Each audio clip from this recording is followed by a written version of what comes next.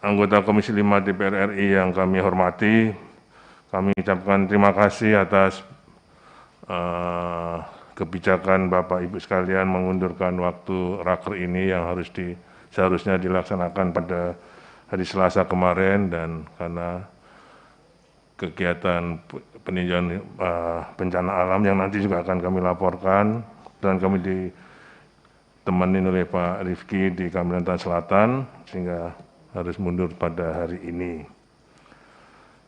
Bapak sekalian, seperti yang disampaikan Bapak Pimpinan, ada 3 agenda: evaluasi pelaksanaan anggaran tahun 2020, program kerja Kementerian PUPR tahun 2021, dan penjelasan pemerintah terkait pembubaran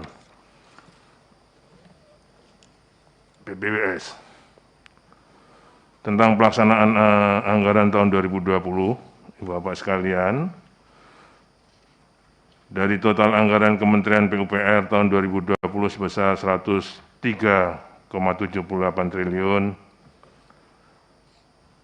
nanti akan kami sampaikan juga. Jadi coba langsung ke halaman 6. Jadi sesuai yang disampaikan oleh Pak Ketua tadi, pada tanggal 16 November kita melakukan raker. Pada saat itu kami laporkan bahwa progres 16 November adalah 73,65% dengan prognosis 97,22% pada akhir anggaran. Untuk itu kami laporkan bahwa pada saat ini, halaman selanjutnya, halaman 8, progres kita dari Pagu 103,78%, realisasi anggaran sebesar 93,9%,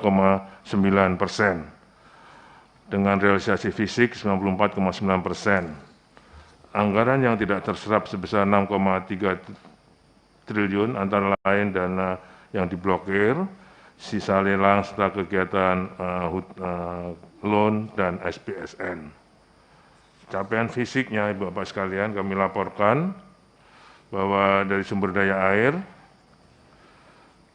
pembangunan 46 unit, meneruskan 46 unit pembangunan bendungan, 3 diantaranya selesai, yaitu di Napung GT, Pasar Loreng, dan Tapin. Kemudian 11.236 hektar pembangunan daerah irigasi, 58.130 hektar rehabilitasi jaringan irigasi, 114 km pengendali banjir dan pengamanan pantai, pembangunan 60 embung, dan penyediaan air baku 2,52 meter kubik per detik. Untuk jalan dan jembatan telah dibangun jalan tol yang didanai oleh APBN sebagai VGF, yaitu 246 km, 463 km pembangunan jalan baru nasional, 16.900 meter pembangunan jembatan, dan 987 meter pembangunan flyover dan underpass. Di bidang permukiman, telah dibangun 1.874 liter per detik SPAM, sistem air minum, yang juga pengelolaan air limbah untuk melayani 378.355 KK. Kemudian penanganan sampah yang melayani 605.362 KK, dan penanganan kawasan kumuh melalui program Kotaku 1.686 hektar. Kemudian kita membangun kawasan pengembangan PLBN terpadu di 11 kawasan, dan 463 unit pembangunan rehabilitasi prasarana sekolah, pasar, dan olahraga. Di bidang perumahan, 823 unit rumah susun, 1.579 unit rumah khusus, dan 233.298 unit rumah swadaya, serta 11.514 unit PSU perumahan. Kembali ke halaman 2. Bapak sekalian, Sedangkan untuk program 2021, alokasi anggaran sebesar 149,8 triliun yang terdiri dari belanja modal 97,3 triliun, coba mulai, kemudian belanja barang 49,5 triliun, dan belanja pegawai yang terus kami tahan sekitar 2%, 2,9 triliun. Ini tidak naik dari beberapa tahun yang lalu. Belanja barang dan modal sebesar 146,8, yaitu 149,8 dikurangi 2,9 triliun belanja pegawai, terdiri dari belanja non-operasional sebesar 144,2 triliun, dengan pelaksanaan yang dilaksanakan melalui tender 109,2 triliun, termasuk untuk belanja barang dan untuk infrastruktur yang akan dihibahkan ke Pemda dan masyarakat, dan melalui non-tender 35 triliun, yaitu untuk pembayaran eskalasi, tunggaan, dan pembayaran pembebasan tanah. Untuk kegiatan yang dilaksanakan melalui tender sebesar 109,2 triliun, terdiri dari kegiatan single years 48,8 triliun, multi years yang baru hanya 9,3 triliun, dan meneruskan multi years ongoing yang lanjutan 2020 51,1 triliun. Hingga saat ini realisasi anggaran Kementerian PUPR sebesar 5,1 triliun dari total anggaran atau 3,43%, dengan progres fisik 6,17%.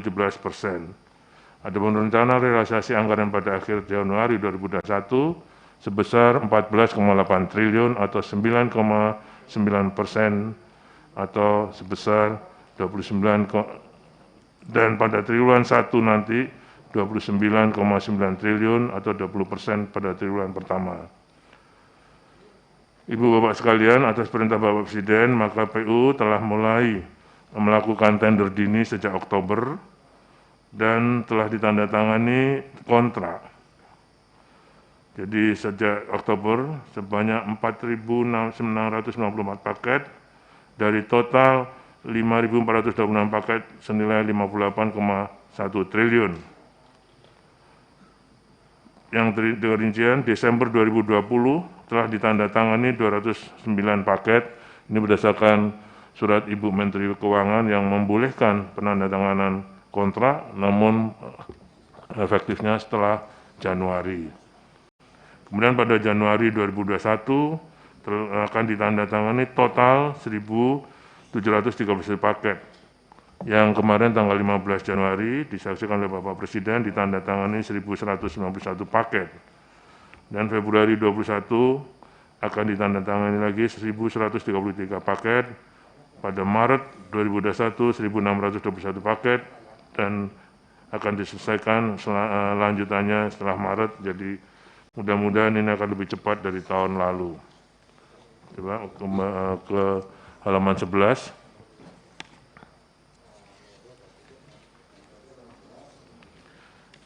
Pada halaman 11 kami laporkan dari 149,8 triliun pagu dari Sekjen, Ijen, Dijen SDA, Bina Marga, Cipta Karya, Penataan Ruang,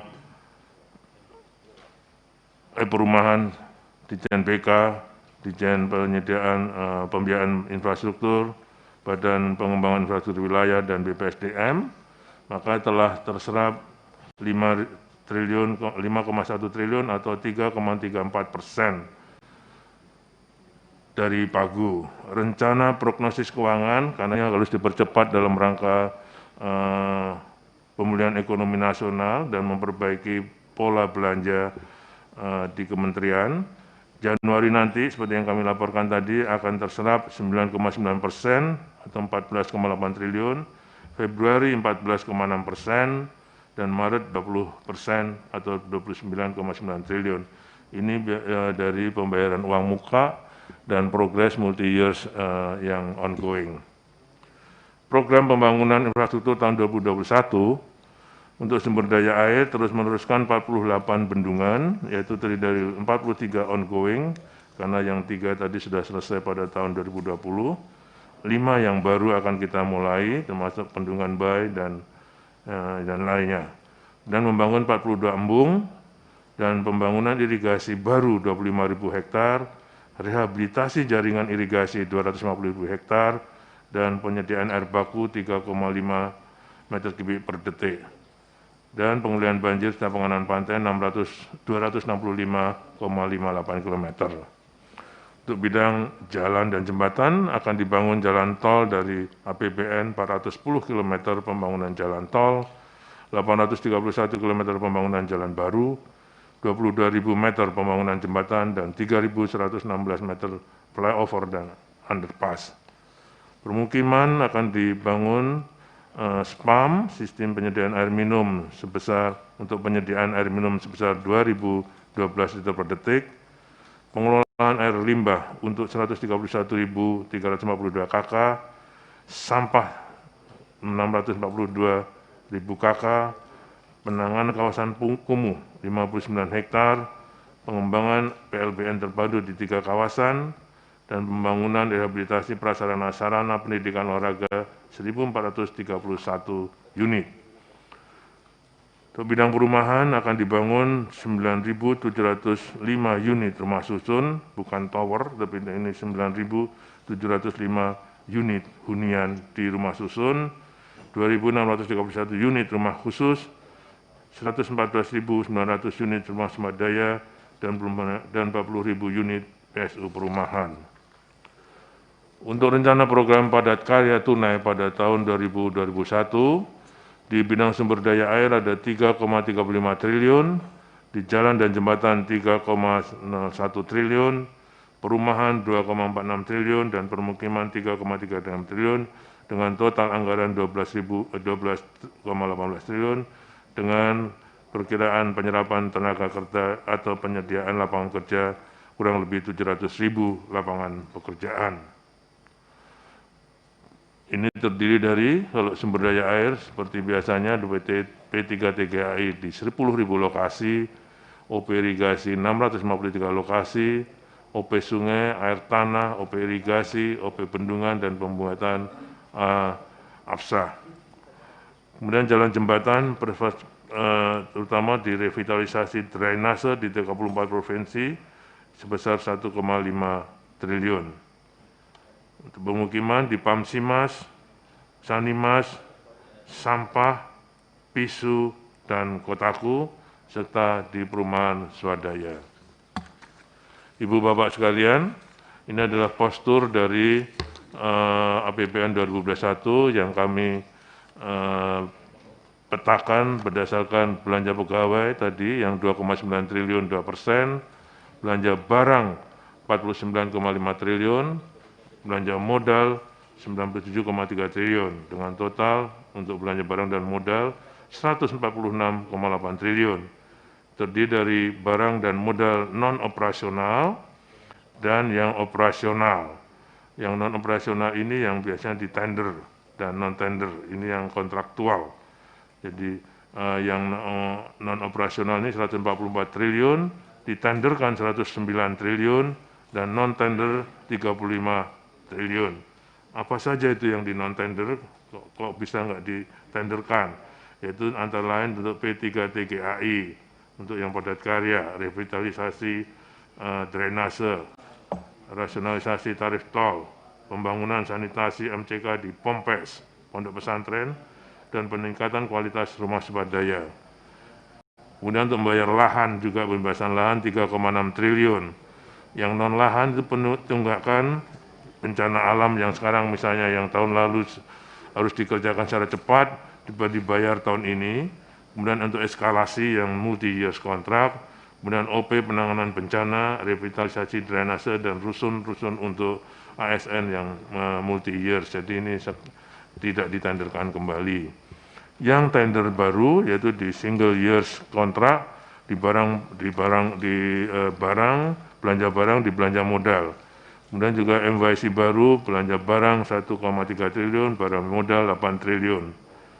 Ya, ini yang lebih banyak adalah di single years kontrak, biasanya ini untuk yang pengusaha-pengusaha yang di daerah dengan kualifikasi kecil. Ibu Bapak sekalian yang kami hormati, izinkan kami juga mohon maaf melaporkan selanjutnya, ini adalah penandatanganan kontrak di seluruh Indonesia pada tanggal 15 Januari. Dari total rencana 5.425 paket senilai 58,1 triliun, pada hingga 15 Januari telah ditandatangani sebanyak 1.191 paket senilai 14,6 triliun. Ini yang kita tandatangani secara serentak pada tanggal 15 Januari yang lalu, baik di auditorium PU maupun di seluruh balai-balai yang disaksikan juga oleh Gubernur dan Bapak Presiden.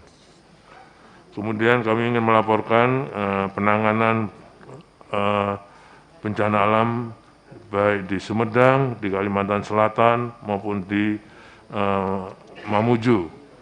Bencana banjir Kalimantan Selatan yang kita Kementerian PUPR menangani untuk penyediaan sanitasi dan air bersih di pengungsian, kawasan pengungsian. Kita menggerakkan 4 unit mobil tangki berkapasitas 40 liter, 30 unit hidran umum, 4 unit mobil toilet, 7 unit toilet portable, dan 2 unit mobil tinja. Kemudian penanganan sementara menggunakan plat baja, jadi ada 2 jembatan di Kalimantan Selatan, itu jembatan yang memutus Trans Kalimantan di jembatan Mataraman dan di jembatan di Tanah Laut Tabunio. Insya Allah pada pagi atau sore hari ini kedua jembatan itu dilaporkan sudah akan dapat dilalui dengan jembatan sementara Beli. Lanjutnya, ini adalah Bapak Presiden mengunjungi jembatan Mataraman di Kabupaten Banjar ini yang memutus Trans Kalimantan ke arah jurusan Balikpapan. Jadi insya Allah sore ini di gambar kiri itu sudah ada dipasang balainya. Insya Allah sore ini sudah akan bisa dilalui. Kemudian juga yang di Tabunio di Tanah Laut, dan kami selalu dengan Pak Rifki mengunjungi kedua ini termasuk mendampingi Bapak Presiden tadi. Coba kembali. Sudah sebelumnya.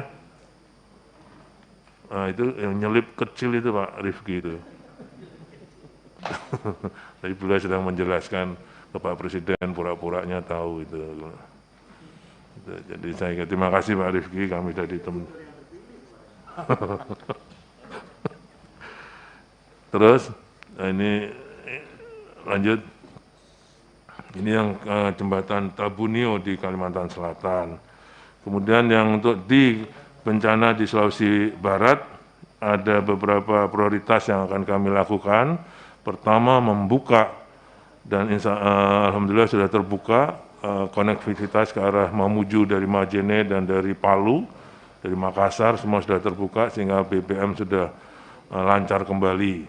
Kemudian menyediakan sanitasi dan air minum di kamp pengungsian, kemudian membersihkan puing, ini 2 minggu harus sudah bersih, dan kemarin juga sudah datang tim audit teknis Kementerian PU untuk mengaudit semua bangunan yang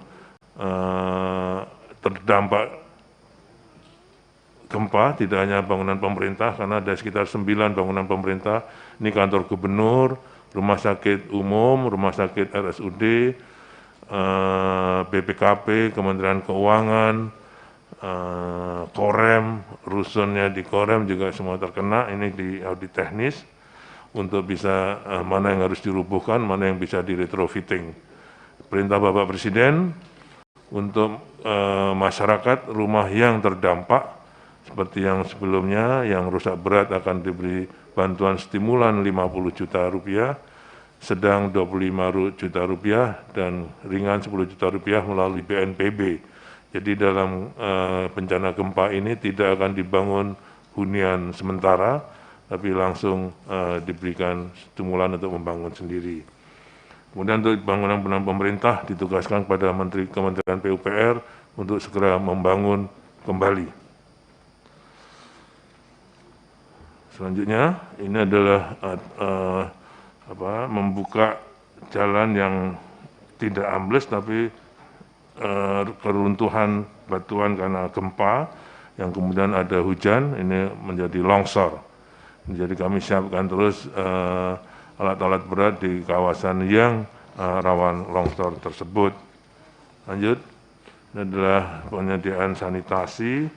Di gambar bawah itu adalah toilet-toilet mobile, portable maksud kami. Kalau mobile itu dengan mobil, kalau ini portable yang dipasang, kemudian hidran-hidran umum untuk di kamp pengungsian. Lanjut, kalau yang di Sumedang Bapak, ini karena sebetulnya ini yang di kecil sebetulnya, hanya kecil sekali. Ini kan hanya, jadi yang putih-putih itu longsor kemudian menimpa perumahan. Polisinya pertama merelokasi penduduk karena ini masih ada gerakan tanahnya masih ke arah atas. Kita akan buat bore pile. Ini kebetulan sudah semua terevakuasi. Jadi kita buat bore pile untuk nahan karena itu ada bidang kelincirnya. Kemudian penduduk yang diidentifikasi rawan akan direlokasi. Di atas ada 132, di bawah ada 92 KK. Akan direlokasi, tanahnya akan disiapkan oleh Pemda, nanti rumahnya tipe 36 akan dibangun oleh Kementerian PUPR. Ada lagi saya kira yang dilaporkan oleh Ibu Menteri Sosial yang beliau meninjau banjir di Halmahera Utara. Di sana juga ada katanya menurut beliau laporannya 300-an rumah yang terbawa banjir bandang.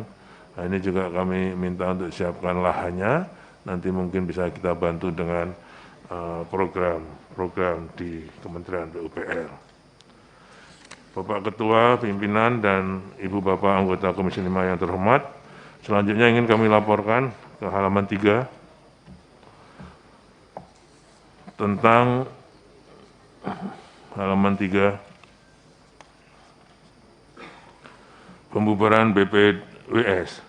Pembubaran BPWS dilaksanakan berdasarkan Perpres nomor 112 tahun 2020 yang mengatur tentang pendanaan, pegawai, aset, dan arsip yang dikelola oleh BPWS untuk dialihkan ke Kementerian PUPR dan Kementerian Perhubungan sesuai dengan tugas dan fungsinya masing-masing dan dikoordinasikan oleh Kementerian PAN dan RB. Kementerian PAN sudah melakukan rapat koordinasi, namun saya tidak menunggu hasil itu. Kami sudah mengambil langkah-langkah karena yang untuk Kementerian Perhubungan itu hanya FS yang sudah dibuat untuk pelabuhan di Madura. Selainnya adalah sebagai berikut. Namun langkah pengalihan BPWS ke Kementerian PUPR ditargetkan selesai pada bulan Juni 2021. Lebih awal dari mandat Perpres karena menurut kami untuk lebih cepat lebih baik. Pertama untuk pengalihan aset. Inventarisasi aset senilai 1,2 triliun berupa tanah, bangunan, mesin, dan aset tak berwujud. Itu kajian-kajian dan detail desain yang lainnya. Yang akan dialihkan ke Kementerian PUPR dan Kementerian Perhubungan, khususnya FS Dermaga saja kalau di Kementerian Perhubungan. Selama masa transisi, Kementerian PUPR dan Kemenhub ditugaskan melakukan pengamanan aset. Kemudian pengalihan status dan serah terima BMN. Yang kedua, pengalihan SDM. Total karyawan yang ada di sana adalah 152 orang. Terdiri dari 10 orang PNS dan 142 orang non-PNS. Status kepegawaian 10 PNS akan segera dialihkan ke balai-balai PUPR di Jawa Timur. Jadi di sana ada balai jalan, balai SDA, balai Cipta Karya, dan balai perumahan. Pasti akan segera dapat kami tempatkan. Sedangkan status kepegawaian 142 orang non-PNS, 26 orang merupakan pegawai purna tugas PNS, termasuk di dalamnya 7 orang dari Kementerian PUPR. Kemudian 116 orang lainnya diberikan kesempatan pertama untuk mengikuti asesmen sebagai pegawai non-PNS di Kementerian PUPR. Jadi nanti yang non-PNS akan kami usulkan sebagai pegawai non-PNS yang dengan peraturan pemerintah itu, tapi harus melalui assessment. Jadi menurut saya tidak otomatis, karena akan kami berdasarkan assessment supaya lebih fair. Selama masa transisi, seluruh pejabat dan staf PWS tetap melaksanakan tugas-tugas dukungan manajemen.